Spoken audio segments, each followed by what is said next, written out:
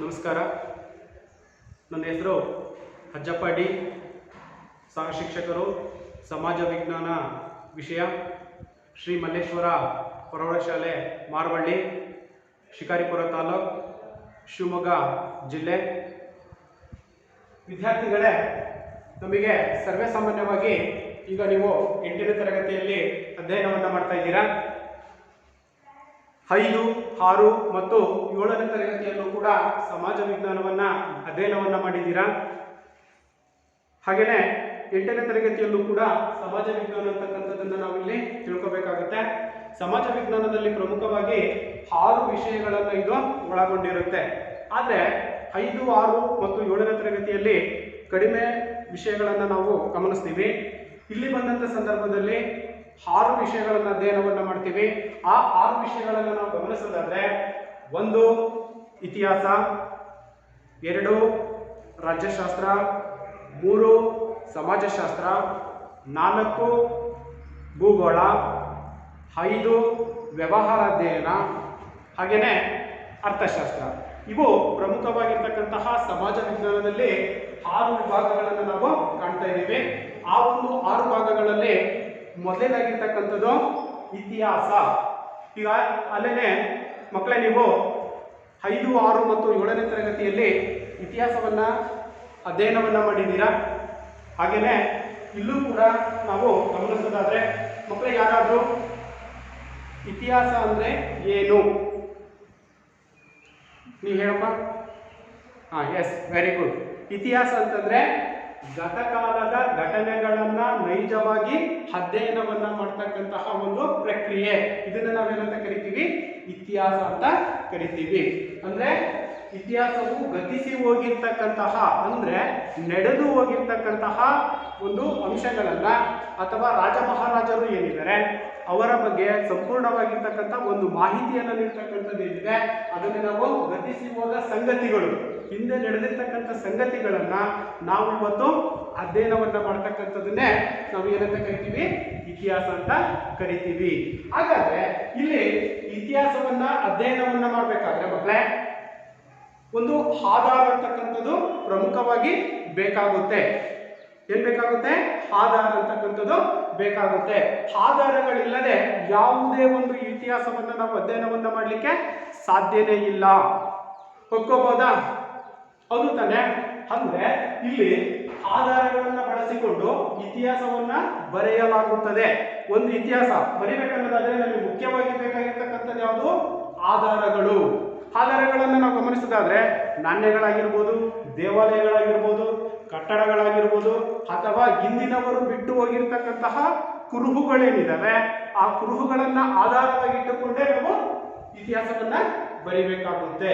ಆದ್ದರಿಂದ ಇತಿಹಾಸ ಅಂತಕ್ಕಂಥದ್ದನ್ನು ನಾವು ಅಧ್ಯಯನವನ್ನ ಮಾಡ್ತಕ್ಕಂಥದ್ದು ಪ್ರಮುಖವಾಗಿರ್ತಕ್ಕಂಥ ಅಂಶ. ಹಾಗಾಗಿ ಇಲ್ಲಿ ಆಧಾರಗಳಿಲ್ಲದೆ ಯಾವುದೇ ಇತಿಹಾಸವನ್ನು ನಾವು ಅಧ್ಯಯನವನ್ನ ಮಾಡಲಿಕ್ಕೆ ಸಾಧ್ಯನೇ ಇಲ್ಲ. ಹಾಗಾದ್ರೆ ಇತಿಹಾಸಕಾರ ಒಬ್ಬ ನ್ಯಾಯವಾದಿ ಇದ್ದಂತೆ. ಒಪ್ಕೋಬಹುದಾಗಿದೆ ಮಕ್ಕಳೇ? ಒಪ್ಕೋಬಹುದು ತಾನೆ? ಹೇಗೆ ಅಂತಂದ್ರೆ ನೋಡಿಲಿ, ಇತಿಹಾಸಕಾರ ಒಬ್ಬ ನ್ಯಾಯವಾದಿ ಇದ್ದಂತೆ. ಇತಿಹಾಸವನ್ನ ರಚನೆ ಮಾಡಬೇಕಾದ್ರೆ ಅಲ್ಲಿ ಪ್ರಮುಖವಾಗಿರ್ತಕ್ಕಂಥ ಅಂಶಗಳು ನಾವು ಹೇಳಿದ್ದೀವಿ, ಏನೇನು ಆಧಾರಗಳು ಬೇಕು ಅಂತ. ಇಲ್ಲಿ ನ್ಯಾಯವಾದಿ ಅಂತಕ್ಕಂಥವ್ರು ಕೂಡ ಏನ್ ಮಾಡ್ತಾರೆ? ನ್ಯಾಯವನ್ನ ದೊರಕಿಸ್ಕೊಡ್ಬೇಕಾದ್ರೆ ಅಲ್ಲಿ ಇರ್ತಕ್ಕಂಥ ಸಾಕ್ಷಿ ಮತ್ತು ಪುರಾವೆಗಳು, ಒಂದು ಪ್ರಕರಣಕ್ಕೆ ಸಂಬಂಧಪಟ್ಟಿರ್ತಕ್ಕಂಥ ಸಾಕ್ಷಿ ಮತ್ತು ಪುರಾವೆಗಳನ್ನ ಸಂಗ್ರಹಿಸಿಬಿಟ್ಟು ಅದನ್ನ ನ್ಯಾಯ ತೀರ್ಮಾನವನ್ನ ಮಾಡ್ತಕ್ಕಂಥ ಒಂದು ವಾದವನ್ನ ಮಂಡಿಸ್ತಕ್ಕಂಥದನ್ನ ನಾವು ಕಾಣ್ತಾ ಇದ್ದೀವಿ. ಹಾಗಾಗಿನೇ ಇಲ್ಲಿ ಇತಿಹಾಸ ಅಂತಕ್ಕಂಥದಕ್ಕೆ ಪ್ರಮುಖವಾಗಿರ್ತಕ್ಕಂಥದ್ದು ಆಧಾರ ಯಾವುದು? ಆಧಾರ ಯಾವುದು ಮಕ್ಕಳೇ?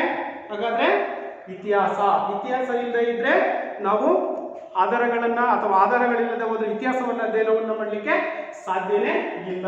ಹಾಗಾದ್ರೆ ಇಲ್ಲಿ ನಿಖರ ಆಧಾರಗಳು ದೊರಕದಿದ್ದಾಗ, ನಿಖರವಾಗಿರ್ತಕ್ಕಂಥವು ಅಂದ್ರೆ ನಿರ್ದಿಷ್ಟವಾಗಿರ್ತಕ್ಕಂಥವ್ರು, ಈಗ ಸರ್ವೇಸಾಮಾನ್ಯವಾಗಿ ಅಶೋಕ ಅಂತಕ್ಕಂಥವನು ಆಡಳಿತವನ್ನ ಮಾಡ್ದ ಅನ್ನೋದನ್ನ ನಾವು ತಿಳ್ಕೊಬೇಕಾದ್ರೆ ಅವನು ಜಾರಿಗೆ ತಂದಿರ್ತಕ್ಕಂಥ ನಾಣ್ಯಗಳೇನಿದ್ದಾವೆ, ಹೌದಲ್ಲ ಮಕ್ಕಳೇ? ಅವನು ಜಾರಿಗೆ ತಂದಿರ್ತಕ್ಕಂಥ ನಾಣ್ಯಗಳು, ಶಾಸನಗಳು ನಮಗೆ ನಿಖರವಾಗಿ ದೊರೆತಾಗ ಮಾತ್ರ ಅವುಗಳನ್ನು ನಾವು ಅಧ್ಯಯನವನ್ನು ಮಾಡಲಿಕ್ಕೆ ಸಾಧ್ಯತೆ ಆಗುತ್ತೆ. ಇನ್ನು ಕೆಲವು ಇತಿಹಾಸಕಾರರು ಏನ್ ಮಾಡ್ತಾರೆ?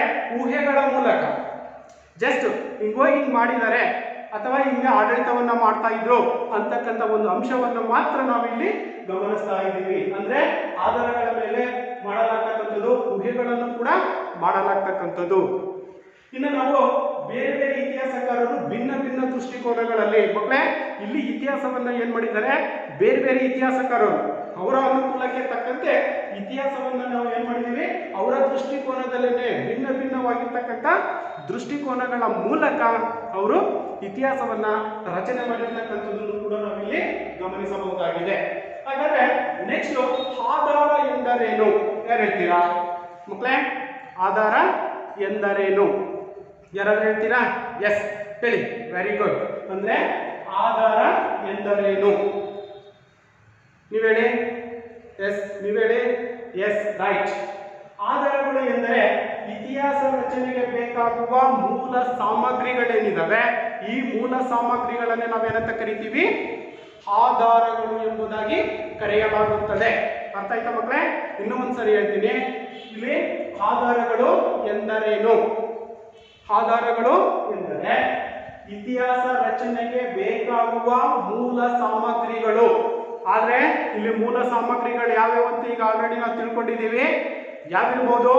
ಇಲ್ಲಿ ಏನೋ ಲಭ್ಯವಿರ್ತಕ್ಕಂಥ ಆಧಾರಗಳು ಏನಿದಾವೆ ಹಲವಾರು ನಾನು ಉದಾಹರಣೆಗಳನ್ನ ಕೊಡುವುದರ ಮೂಲಕನೂ ಕೂಡ ನಿಮಗೆ ತಿಳಿಸ್ತಾ ಬಂದಿದ್ದೀನಿ. ಅವೆಲ್ಲ ಸಾಮಗ್ರಿಗಳನ್ನ ತಿಳಿಸ್ತಕ್ಕಂಥದ್ದು ಅಥವಾ ಆಧಾರಗಳಂತಂದ್ರೆ ಇತಿಹಾಸದ ರಚನೆಗೆ ಬೇಕಾಗುವ ಮೂಲ ಸಾಮಗ್ರಿಗಳು. ಹಿಂದೆ ಮಾಡಿರ್ತಕ್ಕಂಥ ಅಥವಾ ಹಿಂದೆ ಇರ್ತಕ್ಕಂಥವ್ರು ಕುರುಹುಗಳೇನಿದಾವೆ ಅವುಗಳನ್ನು ಆಧಾರವಾಗಿ ಇಟ್ಟುಕೊಂಡೆ ನಾವು ಇತಿಹಾಸವನ್ನ ರಚನೆ ಮಾಡ್ತೀವಿ. ಅದನ್ನೇ ನಾವು ಏನಂತ ಕರಿತೀವಿ, ಇತಿಹಾಸ ರಚನೆಗೆ ಬೇಕಾಗುವ ಮೂಲ ಸಾಮಗ್ರಿಗಳು. ಅವರು ಹಿಂದಿನವರು ಏನಿದ್ದಾರೆ ಅವ್ರ ಪಳಿಯುಳಿಕೆಗಳಾಗಿರ್ಬೋದು, ದೇವಾಲಯಗಳಾಗಿರ್ಬೋದು, ಕಟ್ಟಡಗಳಾಗಿರ್ಬೋದು, ಇವೆಲ್ಲವನ್ನು ಅವ್ರು ಏನು ಬಿಟ್ಟೋಗಿದ್ದಾರೆ ಅವುಗಳನ್ನು ನಾವು ನೋಡ್ತಾ ಇದ್ದೀವಿ. ಅವುಗಳನ್ನು ನಾವು ಏನಂತ ಕರಿತೀವಿ, ಆಧಾರಗಳು ಎಂಬುದಾಗಿ ಕರೆಯಲಾಗುತ್ತದೆ. ಅರ್ಥ ಆಯ್ತಾ ಮಕ್ಕಳೇ? ಈಗ ಆಧಾರಗಳು ಅಂದ್ರೆ ಏನು ಅಂತ ನಮಗೆ ಗೊತ್ತಾಯ್ತು. ಮುಂದೆ ನೋಡೋದಾದ್ರೆ ಆಧಾರದಲ್ಲಿ ಎರಡು ವಿಧಗಳನ್ನು ನಾವು ಕಾಣ್ತಾ ಇದ್ದೀವಿ. ಮಕ್ಕಳೇ ಆಧಾರದಲ್ಲಿ ಎಷ್ಟು ವಿಧಗಳನ್ನು ನಾವು ಗಮನಿಸ್ತಾ ಇದ್ದೀವಿ? ಹಾಗಾದ್ರೆ ಎರಡು ವಿಧಗಳನ್ನ ಗಮನಿಸ್ತಾ ಇದ್ದೀವಿ. ಹಾಗಾದ್ರೆ ಅವು ಯಾವುವು ಅನ್ನೋದನ್ನ ನಾವು ಗಮನಿಸೋದಾದ್ರೆ, ಒಂದು ಸಾಹಿತ್ಯ ಆಧಾರಗಳು, ಎರಡನೇದಾಗಿರ್ತಕ್ಕಂಥದ್ದು ಪುರಾತತ್ವ ಆಧಾರಗಳು. ಎಷ್ಟಿದಾವೆ ಆಧಾರಗಳಲ್ಲಿ? ಎರಡು ವಿಧಗಳನ್ನು ನಾವು ಕಾಣ್ತಾ ಇದ್ದೀವಿ. ಮೊದಲನೇದಾಗಿರ್ತಕ್ಕಂಥದ್ದು ಸಾಹಿತ್ಯ ಆಧಾರಗಳು, ಎರಡನೇದು ಪುರಾತತ್ವ ಆಧಾರಗಳು ಎಂಬುದಾಗಿ ಎರಡು ಭಾಗಗಳನ್ನು ನಾವು ಆಧಾರಗಳಲ್ಲಿ ಕಾಣ್ತಾ ಇದ್ದೀವಿ. ಹಾಗಾದ್ರೆ ಇಲ್ಲಿ ಸಾಹಿತ್ಯ ಆಧಾರದಲ್ಲಿ ಮತ್ತು ಕೆಲವು ಪ್ರಮುಖ ಭಾಗಗಳನ್ನು ನಾವು ಕಾಣ್ತೀವಿ. ಹಾಗಾದ್ರೆ ಸಾಹಿತ್ಯ ಆಧಾರದಲ್ಲಿ ಹಲವಾರು ಭಾಗಗಳು, ಹಾಗೇನೆ ಪುರಾತತ್ವ ಆಧಾರಗಳಲ್ಲಿ ಮತ್ತು ಭಾಗಗಳನ್ನು ನಾವು ಕಾಣ್ತಾ ಇದ್ದೀವಿ. ಹಾಗಾದ್ರೆ ಸಾಹಿತ್ಯ ಆಧಾರಗಳಲ್ಲಿ ಎರಡು ವಿಧಗಳನ್ನು ಕಾಣ್ತೀವಿ. ಒಂದು ಲಿಖಿತ ಸಾಹಿತ್ಯ ಆಧಾರಗಳು, ಎರಡನೇದಾಗಿರ್ತಕ್ಕಂಥದ್ದು ಪುರಾತತ್ವ ಆಧಾರಗಳು. ಸಾಹಿತ್ಯ ಆಧಾರಗಳಲ್ಲಿ ಎರಡು ವಿಧ ಆಯ್ತಲ್ಲ, ಒಂದು ಲಿಖಿತ ಸಾಹಿತ್ಯ ಆಧಾರಗಳು ಮತ್ತು ಮೌಖಿಕ ಸಾಹಿತ್ಯ ಆಧಾರಗಳು ಮತ್ತು ಪುರಾತತ್ವ ಆಧಾರಗಳು. ಇದರಲ್ಲಿ ನಾವು ಮೊದಲಾಗಿ ಗಮನಿಸತಕ್ಕಂಥದ್ದು ಒಂದು ಲಿಖಿತ ಸಾಹಿತ್ಯ ಆಧಾರಗಳು ಮತ್ತು ಎರಡನೇದಾಗಿರ್ತಕ್ಕಂಥದ್ದು ಮೌಖಿಕ ಸಾಹಿತ್ಯ ಆಧಾರಗಳು. ಕ್ಲಿಯರ್ ಆಯ್ತಾ? ಇನ್ನೊಂದ್ಸರಿ ಹೇಳ್ತೀನಿ, ಗಮನಿಸಿ. ಆಧಾರಗಳಲ್ಲಿ ಎಷ್ಟು ವಿಧ? ಎರಡು ವಿಧಗಳು. ಒಂದು ಸಾಹಿತ್ಯ ಆಧಾರಗಳು, ಎರಡನೇದಾಗಿರ್ತಕ್ಕಂಥದ್ದು ಪುರಾತತ್ವ ಆಧಾರಗಳು. ಕ್ಲಿಯರ್ ಆಯ್ತಲ್ಲ? ಎಸ್. ಮುಂದೆ ನೋಡೋದಾದ್ರೆ ಸಾಹಿತ್ಯ ಆಧಾರಗಳಲ್ಲಿ ಮತ್ತೆ ನಾವು ಎರಡು ವಿಧಗಳನ್ನ ಗಮನಿಸ್ತಾ ಹೋಗ್ತೀವಿ. ಎಷ್ಟು ವಿಧಗಳನ್ನ ಗಮನಿಸಬಹುದು ಮಕ್ಕಳೇ? ನಾವು ಸಾಹಿತ್ಯ ಆಧಾರಗಳಲ್ಲಿ ಎರಡು ವಿಧಗಳನ್ನ ಗಮನಿಸ್ತೀವಿ. ಒಂದು ದೇಶೀಯ ಸಾಹಿತ್ಯ ಆಧಾರ, ಇನ್ನೊಂದು ವಿದೇಶಿ ಸಾಹಿತ್ಯ ಆಧಾರ. ಅರ್ಥ ಆಯ್ತಲ್ಲ ಮಕ್ಕಳೇ? ಹೇಳ್ತೀರಾ? ಎಸ್ ನೀವೇ ಹೇಳಿ. S very good. ನೀವು ಎಸ್ ವೆರಿ ಗುಡ್. ಅಂದ್ರೆ ಸಾಹಿತ್ಯ ಆಧಾರಗಳಲ್ಲಿ ಎಷ್ಟು ವಿಧಗಳಂತ ಗೊತ್ತಾಯ್ತು? ಎರಡು ವಿಧಗಳು. ಅದರಲ್ಲಿ ಸಾಹಿತ್ಯ ಆಧಾರಗಳಲ್ಲಿ ಲಿಖಿತ ಸಾಹಿತ್ಯ ಆಧಾರಗಳಲ್ಲಿ ಎರಡು ವಿಧಗಳು. ಒಂದು ದೇಶೀಯ ಸಾಹಿತ್ಯ ಆಧಾರಗಳು ಮತ್ತು ಎರಡನೇದಾಗಿರ್ತಕ್ಕಂಥದ್ದು ವಿದೇಶಿ ಸಾಹಿತ್ಯ ಆಧಾರಗಳು. ಹಾಗಾದ್ರೆ ಇಲ್ಲಿ ನಾವು ಮೊದಲನೇದಾಗಿ ಗಮನಿಸೋದಾದ್ರೆ ಯಾವುದರಲ್ಲಿ ಲಿಖಿತ ಆಧಾರಗಳಲ್ಲಿ ಮೊದಲನೇದಾಗಿರ್ತಕ್ಕಂಥದ್ದು ಯಾವುದು ದೇಶೀಯ ಸಾಹಿತ್ಯಾಧಾರ. ಹಾಗಾದ್ರೆ ಯಾರು ಹೇಳ್ತೀರಾ ದೇಶೀಯ ಸಾಹಿತ್ಯ ಆಧಾರ ಅಂದ್ರೇನು ಮಕ್ಕಳೇ? ನೀವು ಹೇಳಿ, ನೀವು ಹೇಳ್ತೀರಾ ಯಾರಾದ್ರು? Yes, very good. ನೀವು ಹೇಳಿ. S, right. ಓಕೆ, ಲಿಖಿತ ಸಾಹಿತ್ಯ ಆಧಾರಗಳಲ್ಲಿ ಮೊದಲನೇದಾಗಿರ್ತಕ್ಕಂಥದ್ದು ಯಾವುದು ಅಂತ ಹೇಳಿದ್ವಿ ನಾವು ದೇಶೀಯ ಸಾಹಿತ್ಯಾಧಾರಗಳು. ಅದರಲ್ಲಿ ದೇಶೀಯ ಸಾಹಿತ್ಯ ಆಧಾರ ಎಂದರೇನು? ದೇಶೀಯ ಸಾಹಿತ್ಯ ಆಧಾರ ಎಂದರೇನು? ಭಾರತೀಯರಿಂದಲೇ ರಚಿತವಾಗಿರ್ತಕ್ಕಂತಹ ಸಾಹಿತ್ಯವನ್ನ ನಾವೇನಂತ ಕರಿತೀವಿ? ದೇಶೀಯ ಸಾಹಿತ್ಯಾಧಾರಗಳು ಎಂಬುದಾಗಿ ಕರೆಯಲಾಗುತ್ತದೆ. ಅರ್ಥ ಆಯ್ತಲ್ಲ? ದೇಶೀಯ ಸಾಹಿತ್ಯಾಧಾರಗಳಂದ್ರೇನು? ಭಾರತೀಯರಿಂದಲೇ ರಚಿತವಾಗಿರ್ತಕ್ಕಂತಹ ಸಾಹಿತ್ಯಾಧಾರಗಳನ್ನು ನಾವು ದೇಶೀಯ ಸಾಹಿತ್ಯಾಧಾರಗಳು ಎಂಬುದಾಗಿ ಕರೆಯಲಾಗುತ್ತದೆ. ಅರ್ಥ ಆಯ್ತಲ್ಲ? ಹಾಗೇನೆ ದೇಶೀಯ ಸಾಹಿತ್ಯಾಧಾರಗಳನ್ನು ನಾವು ಗಮನಿಸಿದಾಗ ಇಲ್ಲಿ ಭಾರತೀಯರಿಂದಲೇ ಅಂತ ನಾವು ಹೇಳಿದ್ದೀವಿ. ಭಾರತೀಯರಂತಂದ್ರೆ ಇಲ್ಲಿ ಹಲವಾರು ಭಾಷೆಗಳಂತಕ್ಕಂಥವಿದ್ದಾವೆ. ಕನ್ನಡ ಆಗಿರ್ಬೋದು, ಹಿಂದಿ ಆಗಿರ್ಬೋದು, ಮರಾಠಿ ಆಗಿರ್ಬೋದು, ಗುಜರಾತಿ ಆಗಿರ್ಬೋದು ಅಲ್ವಾ? ಹಲವಾರು ಭಾಷೆಗಳಲ್ಲಿ ರಚಿತವಾಗಿರ್ತಕ್ಕಂತಹ ಕೃತಿಗಳನ್ನು ಅಥವಾ ಸಾಹಿತ್ಯವನ್ನು ನಾವು ದೇಶೀಯ ಸಾಹಿತ್ಯಾಧಾರಗಳು ಎಂಬುದಾಗಿ ಕರೆಯಲಾಗುತ್ತೆ. ಹಾಗೆಯೇ ನಾವು ಎರಡನೇದನ್ನು ಗಮನಿಸಿದಾಗ ವಿದೇಶಿ ಸಾಹಿತ್ಯಾಧಾರಗಳು. ಇಲ್ಲಿ ವಿದೇಶಿ ಸಾಹಿತ್ಯಾಧಾರಗಳನ್ನ ಗಮನಿಸೋದಾದ್ರೆ ಹಾಗಾದ್ರೆ ವಿದೇಶಿ ಸಾಹಿತ್ಯಾಧಾರ ಅಂದ್ರೆ ಏನು? ನೀವು ಹೇಳಿ. ಎಸ್ ಮಕ್ಕಳೇ, ನೀವು ಹೇಳಿ. Very good. ಆದ್ರೆ ವಿದೇಶಿ ಸಾಹಿತ್ಯ ಅಂದ್ರೆ ಬೇರೆಯವರು ಅಂದ್ರೆ ವಿದೇಶಿಯರು ಭಾರತಕ್ಕೆ ಬಂದ್ಬಿಟ್ಟು ಅವರು ಬರೆದಿರ್ತಕ್ಕಂತಹ ಸಾಹಿತ್ಯಗಳೇನಿದ್ದಾವೆ ಅಥವಾ ಕೃತಿಗಳೇನಿದ್ದಾವೆ ಅಂತಹ ಕೃತಿಗಳನ್ನ ಮತ್ತು ಸಾಹಿತ್ಯಗಳನ್ನ ನಾವೇನಂತ ಕರಿತೀವಿ? ವಿದೇಶಿ ಸಾಹಿತ್ಯಾಧಾರಗಳು ಅಂತ ಕರಿತೀವಿ. ವಿದೇಶಿಯರು ಅಂತಂದ್ರೆ ಬಂದಿರತಕ್ಕಂಥವ್ರು ಏನಿದ್ದಾರೆ ನಮ್ಮ ದೇಶಕ್ಕೆ ಪ್ರವಾಸಿಗರಾಗಿರ್ಬೋದು ಅಲ್ವಾ? ಇವರೆಲ್ಲ ಏನ್ ಬಂದಿರ್ತಾರೆ, ಇವರು ಬಂದ್ಬಿಟ್ಟು ಇಲ್ಲಿ ಭಾರತದಲ್ಲಿ ನೆಲೆಸಿ ಅವರು ಇಲ್ಲಿರ್ತಕ್ಕಂತಹ ಒಂದು ಸಂಸ್ಕೃತಿಯನ್ನ ತಮ್ಮದೇ ಆಗಿರ್ತಕ್ಕಂತಹ ಕೃತಿಗಳಲ್ಲಿ ರಚನೆ ಮಾಡಿರ್ತಕ್ಕಂಥದ್ದನ್ನ ನಾವೇನಂತ ಕರಿತೀವಿ? ವಿದೇಶಿ ಸಾಹಿತ್ಯಾಧಾರಗಳು ಅಂತ ಕರಿತೀವಿ. ಹಾಗಾದ್ರೆ ಇಲ್ಲಿ ಪ್ರಮುಖವಾಗಿ ದೇಶೀಯ ಸಾಹಿತ್ಯಾಧಾರಗಳಲ್ಲಿ ಅಂದ್ರೆ ನಮ್ಮವರೇ ರಚಿಸಿರ್ತಕ್ಕಂತಹ ಕೃತಿಗಳನ್ನ ನಾವು ಗಮನಿಸೋದಾದ್ರೆ ಯಾರ್ಯಾರು ಯಾವ್ಯಾವ ರೀತಿಯಾಗಿರ್ತಕ್ಕಂಥ ಕೃತಿಗಳನ್ನ ರಚನೆಯನ್ನ ಮಾಡಿದ್ದಾರೆ ಅನ್ನೋದನ್ನು ನಾವು ಗಮನಿಸೋದಾದ್ರೆ ಒಂದು ಕೌಟಿಲ್ಯನು ಬರೆದಿರ್ತಕ್ಕಂತಹ ಕೃತಿ ಅರ್ಥಶಾಸ್ತ್ರ. ಅಂದ್ರೆ ಭಾರತೀಯರಿಂದಲೇ ದೇಶೀಯ ಸಾಹಿತ್ಯಾಧಾರಕ್ಕೆ ಒಂದು ಉದಾಹರಣೆಯನ್ನು ನಾವು ಕೊಡೋದಾದ್ರೆ ನಮ್ಮವರಿಂದಲೇ ರಚಿತವಾಗಿರ್ತಕ್ಕಂತಹ ಕೃತಿ ಯಾವ್ದಪ್ಪ ಅಂತಂದ್ರೆ ಕೌಟಿಲ್ಯನು ಬರೆದಿರ್ತಕ್ಕಂತಹ ಅರ್ಥಶಾಸ್ತ್ರ. ಒಪ್ಕೋಬೋದ ನಾವು? ಹೌದು ತಾನೆ? ಅದು ಕೌಟಿಲ್ಯನು ರಚಿಸಿರ್ತಕ್ಕಂಥ ಕೃತಿ ಯಾವುದು ಅಂತ ಕೇಳಿದಾಗ ಅರ್ಥಶಾಸ್ತ್ರ. ಹಾಗೆಯೇ ಕಲ್ಲನನ್ನು ಬರೆದಿರ್ತಕ್ಕಂತಹ ಕೃತಿ ರಾಜ ತರಂಗಿಣಿ. ಯಾವುದು? ಕಲ್ಲಡನು ರಚಿಸಿರ್ತಕ್ಕಂಥ ಕೃತಿ ಯಾವುದು? ರಾಜ ತರಂಗಿಣಿ. ಇನ್ನ ಪಂಪನು ರಚಿಸಿರ್ತಕ್ಕಂತಹ ಕೃತಿ ಯಾವುದು? ಪಂಪನು ರಚಿಸಿರ್ತಕ್ಕಂತಹ ಕೃತಿ ವಿಕ್ರಮಾರ್ಜುನ ವಿಜಯ.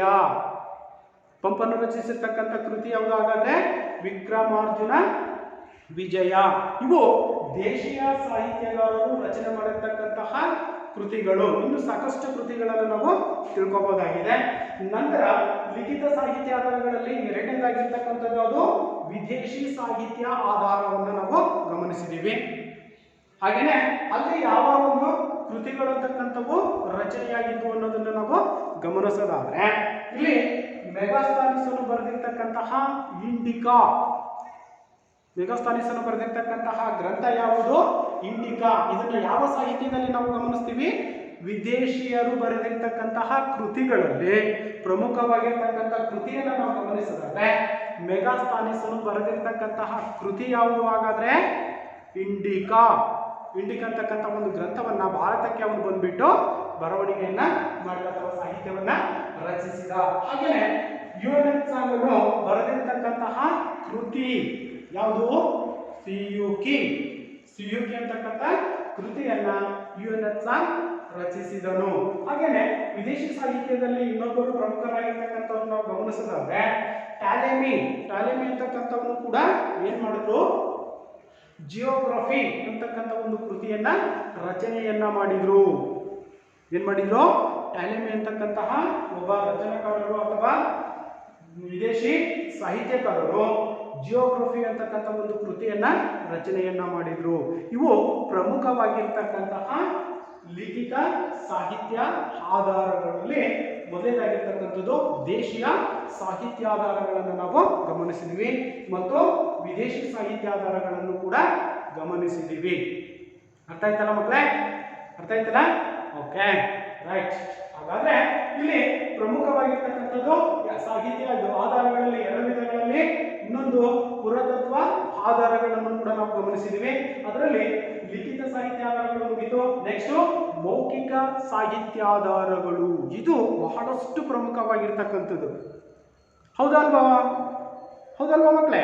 ಹೌದು. ಮೌಖಿಕ ಅಂದ್ರೆ ಏನು? ಫಸ್ಟ್ ನಾವು ಗಮನಿಸ್ತಕ್ಕಂಥದ್ದೇನು? ಮೌಖಿಕ ಅಂದ್ರೆ ಏನು ಅಲ್ವಾ? ಈಗ ನಾವು ಲಿಖಿತ ಅಂದ್ರೆ ಏನು? ಬರವಣಿಗೆಯ ರೂಪದಲ್ಲಿ ಇರ್ತಕ್ಕಂಥವನ್ನು ನಾವೇನಂತ ಕರಿತೀವಿ? ಲಿಖಿತ ಸಾಹಿತ್ಯಾಧಾರಗಳು ಅಂತ ಕರಿತೀವಿ. ಹಾಗಾದ್ರೆ ಮೌಖಿಕ ಸಾಹಿತ್ಯಾಧಾರಗಳನ್ನು ನಾವು ಗಮನಿಸ್ತಕ್ಕಂಥದ್ದು ಹೇಗೆ? ಏನು ಮೌಖಿಕ ಸಾಹಿತ್ಯಾಧಾರಗಳು ಅಂತ ಕರಿತೀವಿ? ಏನು ಹಾಗಾದ್ರೆ ಮೌಖಿಕ ಸಾಹಿತ್ಯಾಧಾರಗಳಂದ್ರೆ? ಮಕ್ಕಳೇ ನೀವು ಹೇಳಿ, ಯಾರು ಹೇಳ್ತೀರಾ? ಅರ್ಥ ಆಯ್ತಲ್ಲ? ಈಗ ನೋಡೋಣ.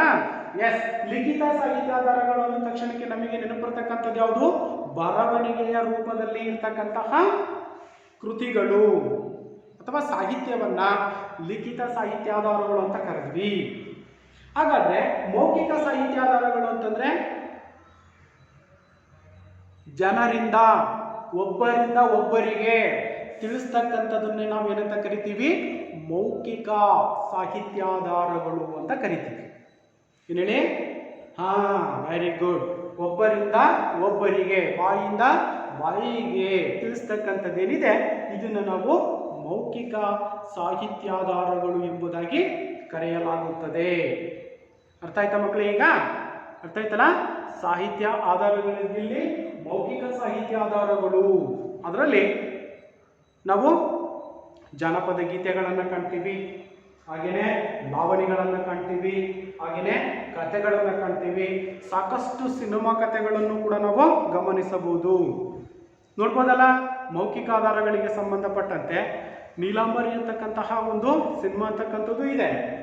ಆ ಸಿನಿಮಾದಲ್ಲಿ ಒಬ್ಬ ರಾಜನ ಬಗ್ಗೆ ಸಂಪೂರ್ಣವಾಗಿರ್ತಕ್ಕಂತಹ ಅವನ ಒಂದು ವ್ಯಕ್ತಿತ್ವವನ್ನು, ಅವನ ಜೀವನ ಚರಿತ್ರೆಯನ್ನು ಕೂಡ ಅದರಲ್ಲಿ ಚಿತ್ರಿಸಿರ್ತಕ್ಕಂಥದ್ದನ್ನು ನಾವು ಕಾಣ್ತಾ ಇದ್ದೀವಿ.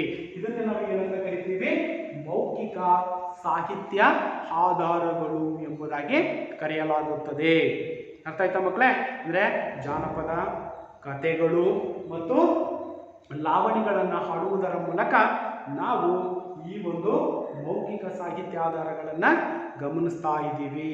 ಇಷ್ಟು ಪ್ರಮುಖವಾಗಿರ್ತಕ್ಕಂತಹ ಈ ಒಂದು ಆಧಾರಗಳು. ಈ ಆಧಾರಗಳ ಮೇಲೆ ನಾವು ಇತಿಹಾಸವನ್ನು ರಚನೆ ಮಾಡಲಿಕ್ಕೆ ಸಾಧ್ಯ ಆಗುತ್ತೆ.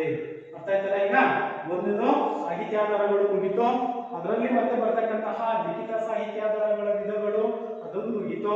ನೆಕ್ಸ್ಟ್ ನಾವು ಗಮನಿಸೋದಾದ್ರೆ ಪುರಾತತ್ವ ಆಧಾರಗಳು. ಏನು ಆಧಾರಗಳಲ್ಲಿ ಎರಡು ವಿಧಗಳನ್ನು ನಾವು ಗಮನಿಸಿದ್ವಿ. ಯಾವ್ಯಾವು? ಸಾಹಿತ್ಯ ಆಧಾರಗಳು ಮತ್ತು ಪುರಾತತ್ವ ಆಧಾರಗಳು. ಈಗ ಎರಡನೇದಾಗಿರ್ತಕ್ಕಂಥದ್ದು ಪುರಾತತ್ವ ಆಧಾರಗಳು. ಪುರಾತತ್ವ ಆಧಾರಗಳಲ್ಲೂ ಕೂಡ ಎಷ್ಟು ಭಾಗಗಳನ್ನು ನಾವು ಕಾಣಬಹುದು? 4 ವಿಧಗಳನ್ನು ನಾವು ಕಾಣಬಹುದು. ಒಂದು ಶಾಸನಗಳು, ಎರಡನೇದಾಗಿರ್ತಕ್ಕಂಥದ್ದು ನಾಣ್ಯಗಳು, ಮೂರನೇದಾಗಿರ್ತಕ್ಕಂಥದ್ದು ಸ್ಮಾರಕಗಳು, ನಾಲ್ಕನೇದಾಗಿರ್ತಕ್ಕಂಥದ್ದು ಯಾವುದು? ಅವಶೇಷಗಳು. ಇಷ್ಟು ಪ್ರಮುಖವಾಗಿರ್ತಕ್ಕಂತಹ ಒಂದು ಅಂಶವನ್ನು ನಾವು ಗಮನಿಸಬಹುದಾಗಿದೆ. ಅರ್ಥ ಆಯ್ತಲ್ಲ ಮಕ್ಕಳೇ? ಹಾಗಾದ್ರೆ ನಾವು ಇಷ್ಟು ಅಂಶಗಳನ್ನು ಗಮನಿಸಿದ್ದೀವಿ. ಈಗ ನಿಮಗೆ ಮನೆ ಕೆಲಸವನ್ನು ನಾವು ಕೊಡ್ತೀವಿ. ಮನೆ ಕೆಲಸವನ್ನು ನೀಡಲಾಗುತ್ತೆ. ಮನೆ ಕೆಲಸವನ್ನು ಬರ್ಕೊಳ್ಳಿ ಮಕ್ಕಳೇ. ಇತಿಹಾಸ ಎಂದರೇನು? ಇತಿಹಾಸ ಎಂದರೇನು? ಇತಿಹಾಸ ಎಂದರೇನು?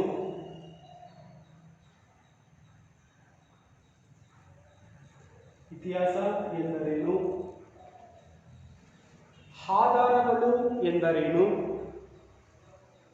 ಇತಿಹಾಸ ಎಂದರೇನು?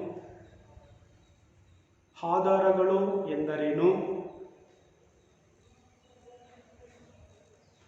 ಆಧಾರಗಳಲ್ಲಿ ಎಷ್ಟು ವಿಧ? ಆಧಾರಗಳಲ್ಲಿ ಎಷ್ಟು ವಿಧ? ಆಧಾರಗಳಲ್ಲಿ ಎಷ್ಟು ವಿಧ? ಅವು ಯಾವುವು? ಆಧಾರಗಳಲ್ಲಿ ಎಷ್ಟು ವಿಧ? ಅವು ಯಾವುವು? ಹಾಗೆಯೇ ಸಾಹಿತ್ಯಾಧಾರ ಎಂದರೇನು? ಸಾಹಿತ್ಯಾಧಾರ ಎಂದರೇನು? ಸಾಹಿತ್ಯಾಧಾರಗಳಲ್ಲಿ ಎಷ್ಟು ವಿಧ?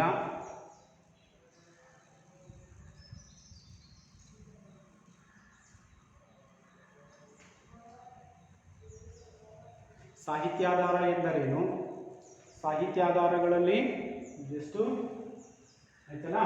ನೆಕ್ಸ್ಟ್ ವಿದೇಶಿ ಸಾಹಿತ್ಯಾಧಾರ. ವಿದೇಶಿ ಸಾಹಿತ್ಯಾಧಾರ ಎಂದರೇನು? ಉದಾಹರಣೆ ಕೊಡಿ.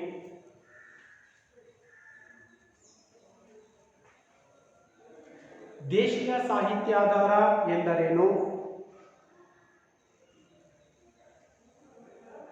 ಉದಾಹರಣೆಯನ್ನ ಕೊಡಿ.